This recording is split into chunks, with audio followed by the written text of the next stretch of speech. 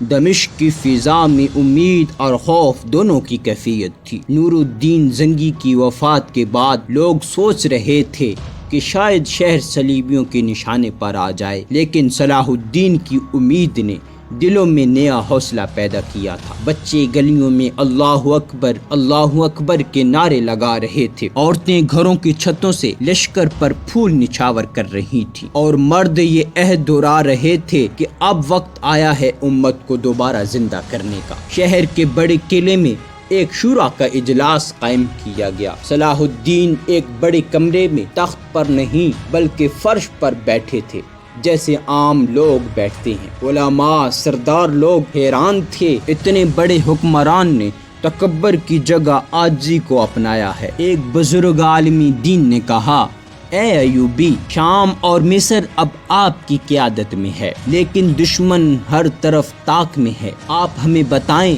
کہ پہلا قدم کیا ہوگا؟ صلاح الدین نے آہستگی سے جواب دیا، پہلا قدم یہ ہے کہ ہم اپنے دلوں کو ایک کریں۔ اگر ہمارے درمیان تفرقہ رہا تو صلیبی ہماری کمزوری کا فائدہ اٹھائیں گے۔ اتحاد کے بغیر کوئی تلوار کام نہیں آتی۔ اسی دوران یروشلم کے قلعے میں صلیبی حکمران ایک بڑے نقشے پر جھکے بیٹھے تھے۔ اگر ہم نے ابھی قدم نہ اٹھایا تو وہ بیت المقدس کی طرف بڑھے گا۔ انہوں نے فیصلہ کیا کہ پہلے شام کو کمزور کیا جائے، پھر مصر پر دباؤ ڈالا جائے۔ صلیبی فوجیں چھوٹے چھوٹے قلعوں پر قبضہ کرنے لگیں تاکہ مسلمانوں کے درمیان خوف پیدا ہو۔ دمشق کے بازاروں میں لوگ صلاح الدین کو دیکھ کر حیران رہ جاتے۔ وہ اکثر عام لباس میں بازار کا چکر لگاتے، غریبوں کے پاس جا کر ان سے حال پوچھتے۔ ایک دن ایک بوڑھی عورت نے کہا، میرے بچوں کے پاس کھانے کو کچھ نہیں۔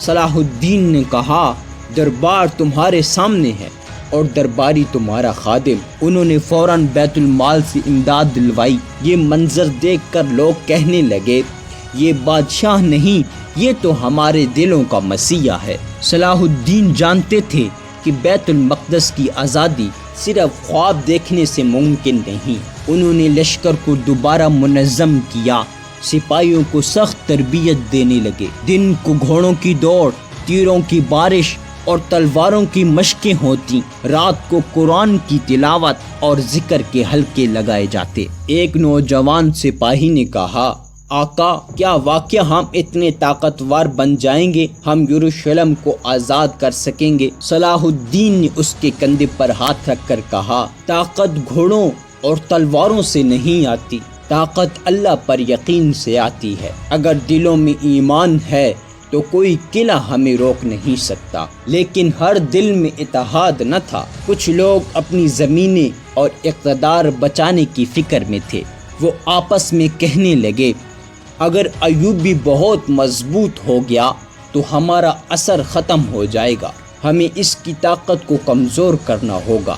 ایک خفیہ ملاقات میں انہوں نے منصوبہ بنایا کہ صلاح الدین کو سیاسی طور پر تنہا کیا جائے، لیکن ان کی یہ سازش زیادہ دیر نہ چل سکی۔ ایک رات صلاح الدین کو اطلاع ملی کہ کچھ سردار بغاوت کی تیاری کر رہے ہیں۔ انہوں نے فوراً ان سب کو دربار میں بلایا۔ لوگ سمجھ گئے کہ اب سخت سزا ملے گی، لیکن صلاح الدین نے سب کے سامنے قرآن کھولا اور کہا، یہ کتاب کہتی ہے کہ مسلمان بھائی بھائی ہیں۔ اگر تم میرا ساتھ نہیں دو گے تو میں بھی تمہیں اپنا بھائی سمجھوں گا، لیکن سوچ لو، کل قیامت کے دن اگر اللہ نے پوچھا کہ تم نے بیت المقدس کی آزادی میں کیوں رکاوٹ ڈالی تو کیا جواب دو گے؟ یہ الفاظ سن کر کئی لوگوں کے آنکھوں سے آنسو نکل آئے اور انہوں نے صلاح الدین کے قدموں پر گر کر کہا، ہم نے آپ کو آزمایا تھا، لیکن آج ہمیں یقین ہوا کہ آپ ہی اس امت کے رہنما ہیں۔ چند ماہ بعد ایک خبر آئی، صلیبی فوج دمشق کے قریب ایک قلعے پر قبضہ کرنے جا رہی ہے۔ لشکر تیار ہوا،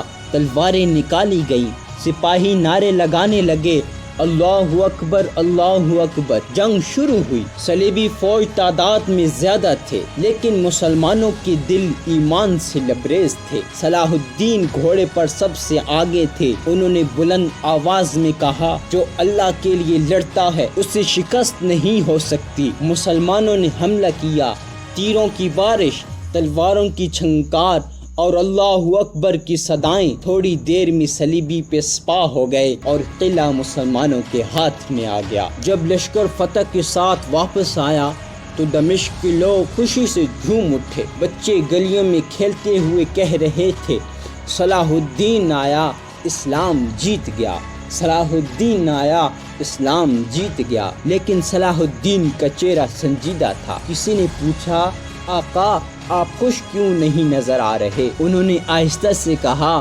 یہ چھوٹی کامیابی ہے، اصل فتح بیت المقدس کی آزادی ہوگی۔ تک وہ قلعہ ہماری ہاتھ میں نہیں آتا تب تک کوئی جشن ممکن نہیں۔ ایپیسوڈ کے آخر منظر میں صلاح الدین قلعے پر کھڑے ہیں، ان کے پیچھے سورج غروب ہو رہا ہے، آسمان سرخ ہو رہا ہے۔ وہ تلوار کو زمین میں گاڑ کر کہتے ہیں، یا اللہ ہم نے پہلا قدم اٹھا لیا ہے، اب ہماری منزل یروشلم ہے، ہمیں اس راہ میں کبھی کمزور نہ کرنا۔